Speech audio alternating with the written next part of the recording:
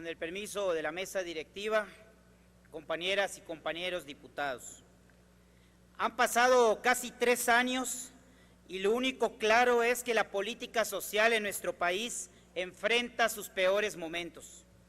3 años bastaron para constatar que ha regresado el viejo régimen, pues hoy tenemos una política social que abandona su razón de ser, el desarrollo humano de quienes viven en condiciones de pobreza. El informe de gobierno pretende mostrar con cifras alegres una realidad que no existe, pues informan un gasto de 68,000 millones más de lo gastado en 2012 en combate a la pobreza. Pero según cifras del Coneval, solamente en 2 años en este gobierno se generaron 2 millones más de pobres. Dice el presidente que la cruzada contra el hambre es una estrategia efectiva para combatir la pobreza, pero vemos que no es así, pues el planteamiento original fue atender a 7 millones de personas en pobreza extrema. Sin embargo, informan que tienen 4 millones de beneficiarios, es decir, hay 3 millones que no están atendidos.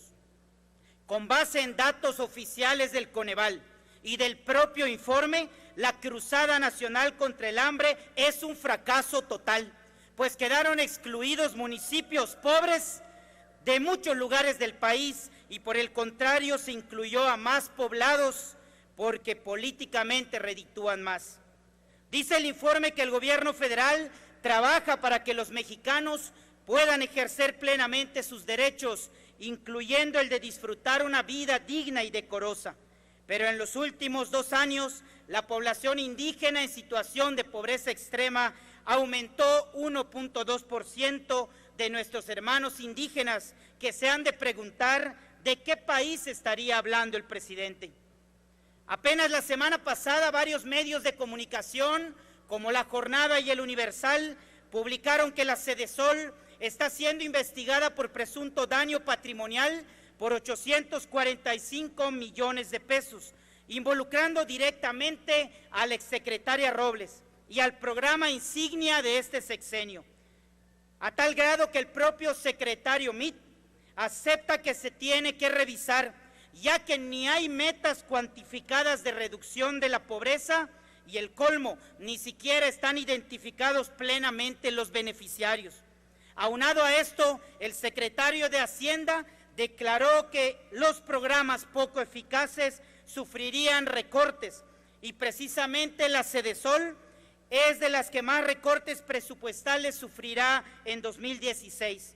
Por lo tanto, esta dependencia está doblemente reprobada por la investigación de la Auditoría Superior y por lo declarado por el secretario Videgaray. Ahora sí, preocúpate, Rosario. Prospera presume que tiene una cobertura de atención a 6.1 millones de familias. Resultados mediocres en 3 años, pues a finales de la administración pasada Oportunidades ya tenía una cobertura de 5.8 millones de familias.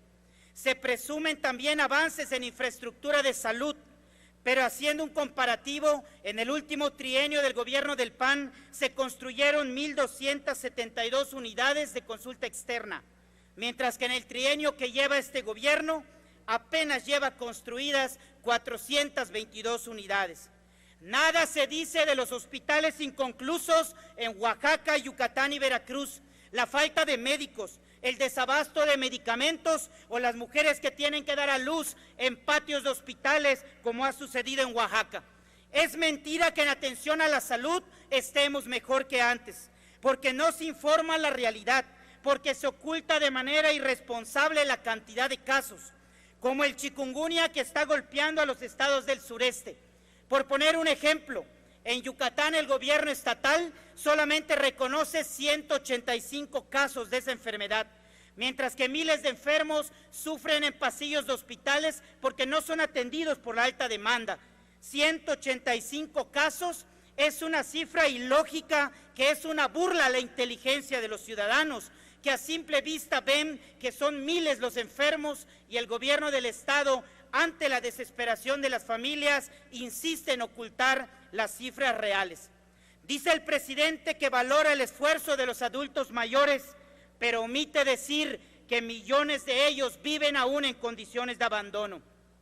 La promesa de la pensión universal para adultos mayores, con la que justificaron su tóxica reforma fiscal, resultó otra gran mentira, otra promesa incumplida, pues muchos carecen de un ingreso digno.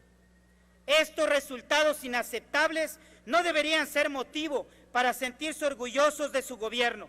Vanagloriar estos resultados es lastimar a millones de mexicanos que durante los gobiernos del PAN estaban en la clase media y hoy viven en la pobreza.